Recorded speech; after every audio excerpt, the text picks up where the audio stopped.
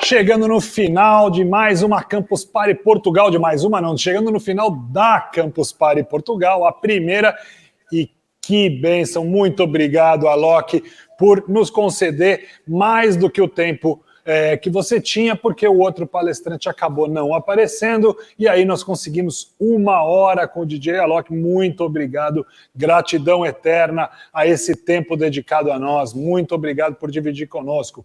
E você que ainda está aí com a gente, não se esqueça de ir lá no site da Campus Party e fazer a doação para os Médicos Sem Fronteiras, que são quem estão, na verdade, ajudando, são os nossos heróis que estão na linha de frente dessa Covid-19 e que vão poder curar os nossos familiares, as pessoas que estão precisando, ok?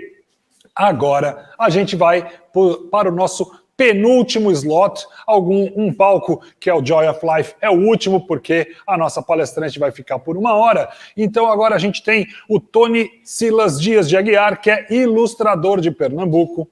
A gente vai ter também o Fred Antunes, que ele é EO.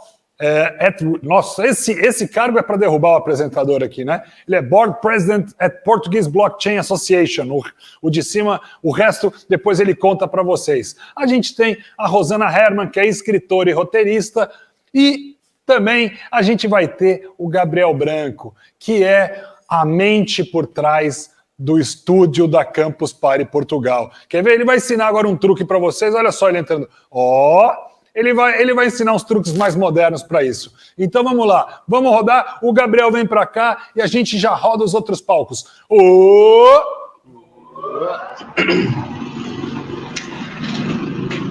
Boa noite a todos. Muito obrigado à Campus Party, esta organização fantástica. E obrigado, claro, pelo convite de poder participar aqui. O meu nome é Fred Antunes, sou CEO da Real Fever e presidente da Associação Portuguesa de Blockchain. Hoje estou aqui para vos falar não apenas do conceito do que é a blockchain, mas também de um projeto que estamos a desenvolver já há 2 anos aqui em Portugal para combate a incêndios utilizando esta tecnologia. E por acaso o timing não poderia ser melhor, porque basta abrirmos hoje as televisões portuguesas e percebermos o que está a acontecer mais uma vez com os incêndios em Portugal. E, portanto, não valia apenas e só a situação que aconteceu em Pedrógão há uns anos atrás, com inclusive pessoas mortas e uma série de danos incalculáveis, mas depois ainda do Covid voltámos a ter agora o problema e estamos a voltar a ter o problema com os incêndios. Bom, sobre o blockchain, a tecnologia provavelmente é conhecida para alguns, não é conhecida para outros, mas acima de tudo, o que eu posso partilhar convosco de uma forma muito rápida, até porque o tempo é curto, é poder explicar que esta tecnologia começa em 2008, na base de dados que serviu à implementação de uma criptomoeda chamada Bitcoin e que 10 anos depois evoluiu para diversas áreas e para diversas ramificações, e que ao longo destes 3 dias houve uma série até de palestrantes que também já falaram sobre o tema.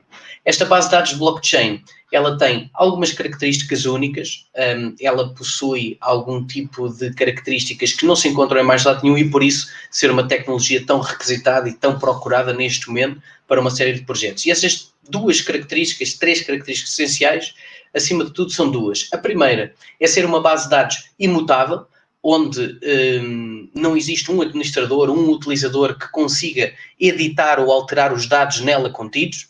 E, em segundo, naturalmente, é uma base de dados descentralizada, onde não existe apenas e só um único administrador, um único proprietário, mas sim algo descentralizado por centenas de milhares de computadores no mundo inteiro. Isso, naturalmente, leva-nos a uma terceira situação, que é tudo o que diz respeito a dados que nós pretendemos que sejam íntegros e que não possam ser corrompidos de forma alguma, temos à partida um excelente use case para blockchain e para podermos ver que tipo de prova de conceito, o MVP, é que podemos trabalhar. Importante ainda dizer, antes de começar a explicar o que é o Blockchain Anti-Fire Protocol, é também dizer que quando falamos de blockchain, falamos de uma tecnologia que deve estar, na minha opinião, e atenção, salvaguardo a minha opinião, porque é uma opinião bastante controversa, eu acho que a blockchain é uma tecnologia que apenas pode ser corretamente aplicada a qualquer tipo de ativo que não seja tangível. E, portanto, tudo o que são ativos digitais, sejam eles quais forem, estamos perante uma situação de um excelente caso de uso de blockchain. Sempre que nós tentamos registar na base de dados algum tipo de ativo que tenha uma conexão direta com a realidade, especialmente em situações onde existe um manuseamento humano, passamos a estar automaticamente numa posição um pouco mais complexa, que eu acho que com o tempo se poderá resolver, mas que ao dia de hoje não acho que exista uma mega solução para o resolver. Bom, eu vou desde já aqui também implementar um sistema novo de apresentação. Eu vou utilizar o Photoshop ao mesmo tempo que vou fazer esta apresentação e, portanto, este será o ecrã com o qual eu trabalharei e conseguimos depois aqui colocar-nos em 2 cenários diferentes. Mas, acima de tudo, o Photoshop permite-me explorar uma série de conteúdos real-time e até poder interagir convosco conforme os comentários e perguntas que forem surgindo. Bom, relativamente ao Blockchain Anti-Fire Protocol, é lógico que quando nós falamos em fogo, nós temos que falar, e fogo de uma floresta, nós temos que falar imperativamente naquilo que é o fator de risco. E, portanto, eu colocaria em primeiro lugar esta barra do lado esquerdo, que vai do verde ao amarelo e ao vermelho, que são os 3 tiers que nós consideramos fundamentais da análise de risco do incêndio. Sendo que, é lógico, quando falamos do verde, significa o inverno, o período onde a temperatura é baixa e a chuva é muita, e falamos depois do vermelho, onde a temperatura é mais elevada, onde não existe precipitação e onde até a própria umidade relativa não colabora. Por outro lado, temos aqui um campo intermédio, onde a temperatura pode não ser muito alta, mas podemos ter fatores como, por exemplo, o vento, que influencia muito o risco e a propagação natural de um incêndio, e, portanto, tudo o que aqui vou explicar vai ter sempre em conta estes 3 fatores, verde, amarelo e vermelho, porque tudo o que nós montamos à volta deste protocolo assenta sobre isto. Depois do fator de risco, precisamos da nossa lindíssima floresta, aquela que nós pretendemos proteger, e com esta floresta nós temos automaticamente uma área onde estamos a trabalhar neste momento em Mafra, no concelho próximo de Lisboa.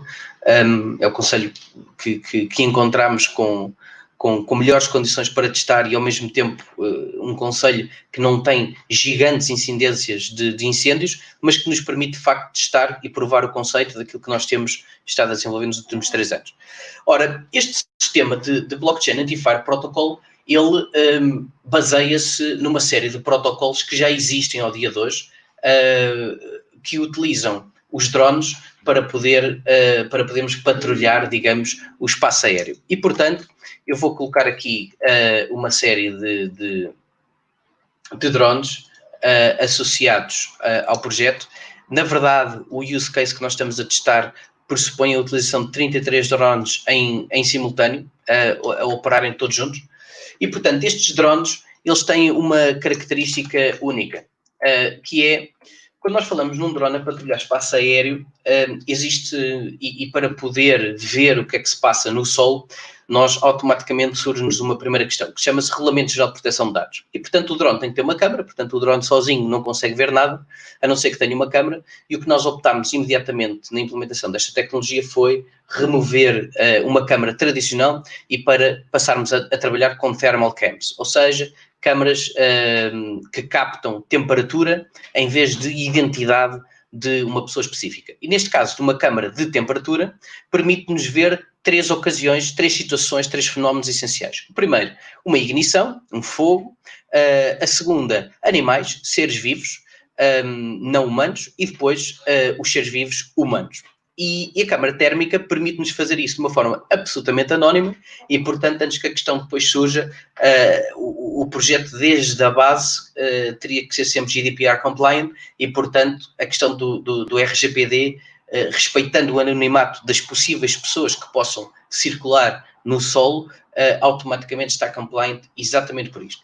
Seguindo a questão dos drones e a questão da utilização dos drones, Surgiu-nos, entretanto, uma outra questão, que era, nós precisamos de saber real time, de forma permanente e constante, onde e quais são os dados térmicos do clima naquele momento. E, portanto, nós automaticamente pegamos aqui nos devices que hoje em dia já são relativamente comuns e muito fáceis de poder utilizar, que são pequenos dispositivos da IoT, portanto, que são dispositivos alimentados por energia solar, com sistemas de 12 volts, e que trabalham de forma permanente ligados à internet, e que nos dão para o nosso dashboard informações preciosas relativamente às condições atmosféricas. E, não querendo, logicamente, desvendar aqui o trabalho de investigação algorítmico que envolveu o projeto, acima de tudo estamos a falar de conseguirmos saber qual é a temperatura do ar, qual é o índice de umidade, qual é a probabilidade de termos chuva, qual é a temperatura do ar, qual é a temperatura do solo, qual é a umidade do solo, que é uma questão muito importante na propagação dos incêndios, e, portanto, nós consumimos real-time esta data para a nossa base de dados. Já vou depois à questão da base de dados, como já falei blockchain, mas já vou explicar o que é que depois nós fazemos com isto. E, portanto, medindo via telemetria estas informações, nós despoltamos automaticamente a yellow flag ou a red flag. Vamos partir do princípio que nós estamos numa situação de yellow flag, portanto, temperatura ronda algures um valor inferior a 30 graus, na ordem dos 24, 25 graus, com uma probabilidade de chuva bastante reduzida para os próximos 5, 6 dias e uma umidade relativa também, em termos médios, relativamente baixa. E nesta circunstância, os drones automaticamente têm a capacidade de começar a sobrevoar o solo, de maneira a conseguirem patrulhar uma área cada vez mais elevada. E, portanto, por norma, nós temos 3 drones a operarem em simultâneo, e esses 3 drones conseguem patrulhar sensivelmente a área, neste caso, de 3 hectares com os quais nós estamos a fazer esta prova de conceito. O que é que os drones nos dão? Uma câmara térmica grande angular e que conseguem patrulhar esta área e juntar os dados dos drones, colocando sempre em sintonia com a telemetria que nos está a dar as informações. Caso a situação climatérica melhore, automaticamente os drones voltam à base e aterram. Caso a situação piore, os drones, portanto, vou subi-los para o alerta vermelho, e neste caso nós temos a possibilidade não apenas de ter 3 em simultâneo, mas subi-los para 4, subi-los para 5, etc. Porquê é que eu falei sobre a questão de nós termos 33 drones em simultâneo? Porque os drones têm uma autonomia sensivelmente no ar de entre 20 a 30 minutos e, portanto, nós precisamos de um sistema de rotatividade entre eles, onde quando a bateria de um está a terminar, o outro tem que levantar para poder fazer redundância. Bom, dito isto, temos os nossos drones no ar e automaticamente temos uma situação em que precisamos de verificar que houve uma possível ignição. Bom, numa possível ignição, automaticamente o drone consegue nos dar uma informação muito simples. Portanto, eu vou colocar aqui esta maravilhosa.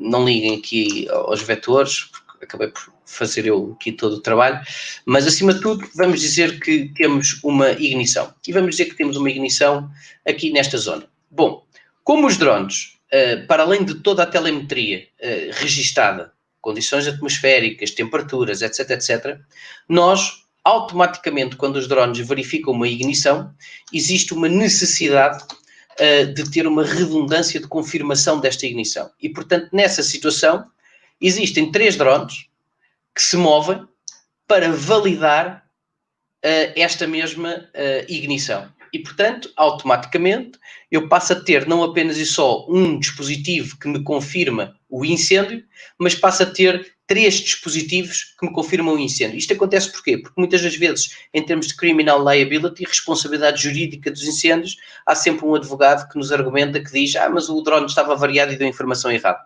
E, portanto, nós colocamos 3 exatamente para que exista um consenso na validação desta situação.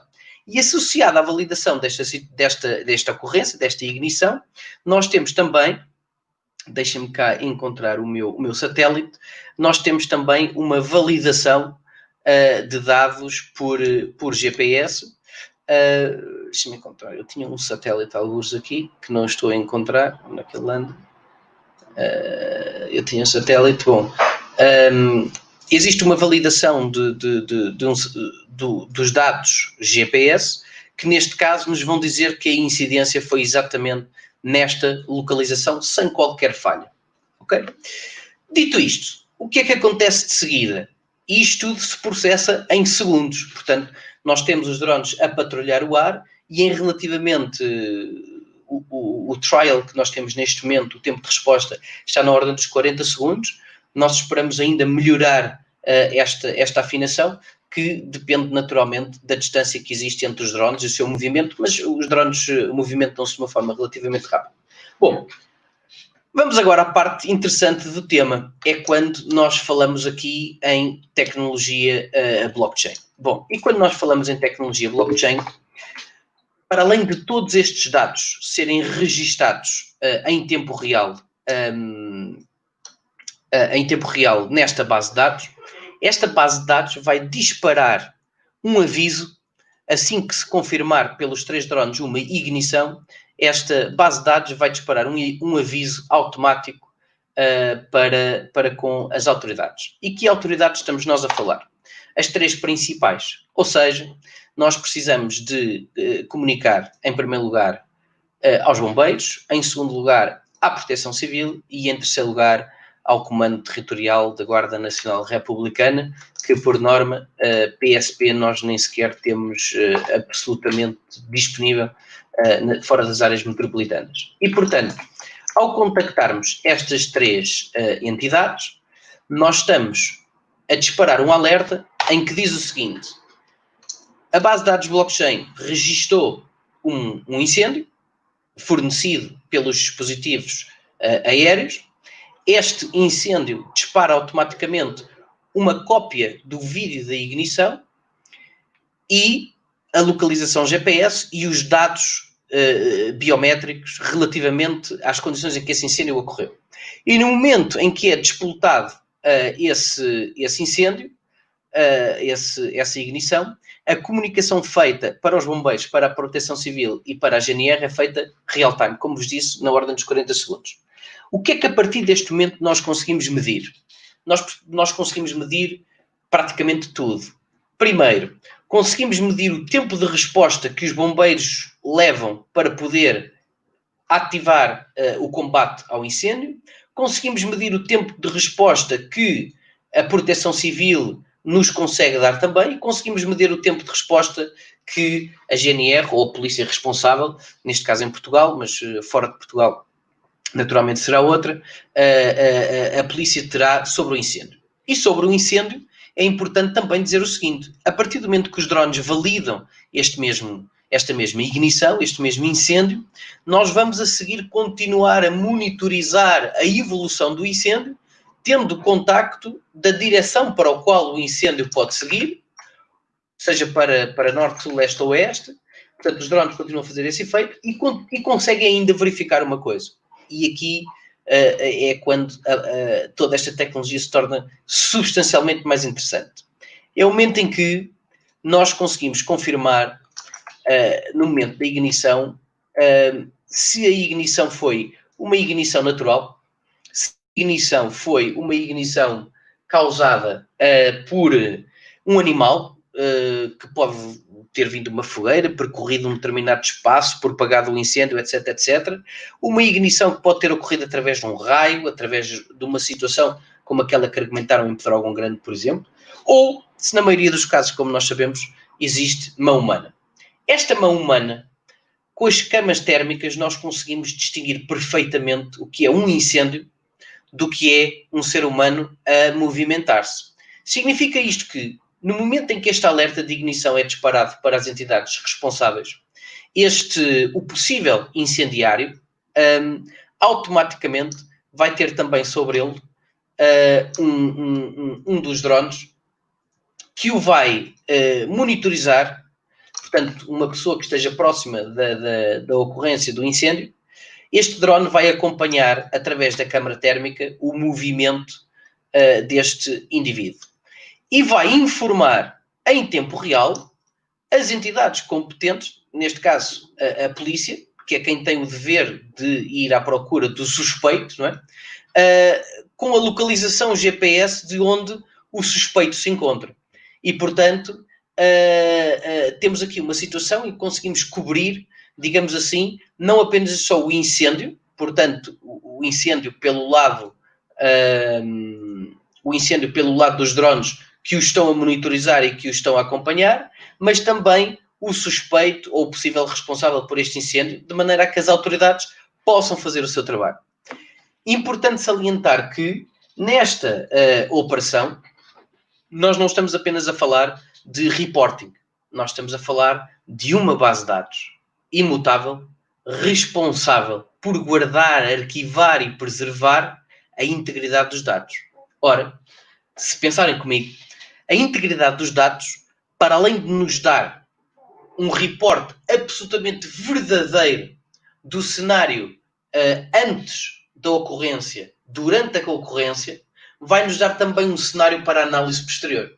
E esta análise posterior, naturalmente, é feita pelo Comando de Bombeiros, pela Proteção Civil e pela GNR, mas também no momento em que nós precisamos de encontrar a responsabilidade criminal ou responsabilidade técnica ou responsabilidade operacional por este incêndio, nós temos um conjunto de dados que, a partir desse momento, se convertem em possíveis provas.